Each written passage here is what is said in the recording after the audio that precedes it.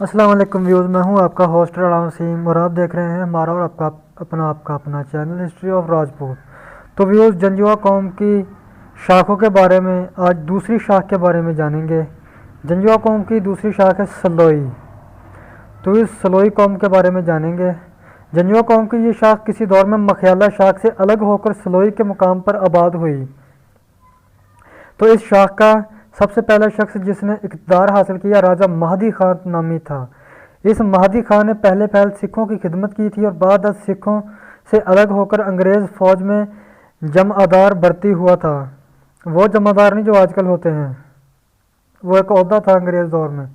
انگریزوں کے ساتھ اس نے افغانستان کی جنگ میں بھی حصہ لیا تھا اور اس کے صلہ میں اس نے نہ صرف انگریزی حکومت کی جانب سے تمغہ ملا بلکہ فیصل آباد میں 6 مربع جات اراضی بھی ملی تھی۔ راجہ مہدی خان کے بعد اس کا بیٹا جلال خان بھی انگریز فوج میں رسالہ دار میجر رہا اور تمغہ حاصل کیا۔ اسے حکومت انگریز نے بہادر کا خطاب دیا تھا اور تحصیل پنڈ دادن خان میں 700 ایکڑ اراضی بھی دی تھی۔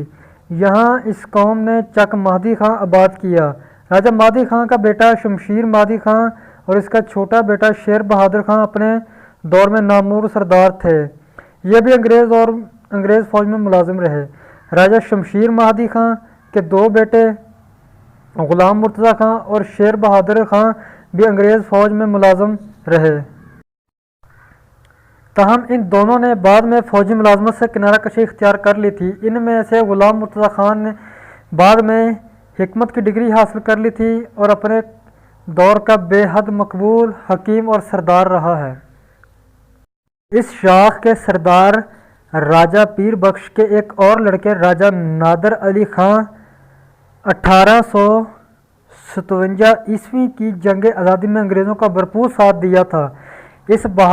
اسے بھی بہادر کا خطاب ملا تھا۔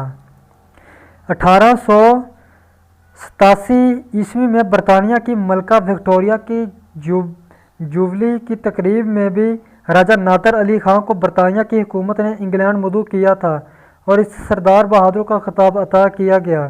راجہ نادر علی خان کے بعد اس کا بیٹا راجہ گل نواز خان اس قوم کا سردار بنا۔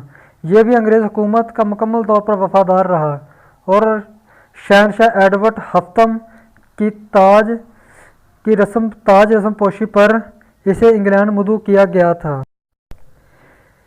شہنشاہ جارج پنجم کی سیاحت ہند کے دوران یہ شخص ان کے نگران عملہ کا آرڈنری آفیسر بھی مقرر ہوا تھا۔ اس راجہ گل نواز خان نے انگریز دور میں بے حد اہم خدمات سر انجام دی تھی، حتیٰ کہ اس دور میں پنجاب کے گورنر کا ایڈی کانگ بھی مقرر ہوا۔ راجہ گل نواز کے بیٹے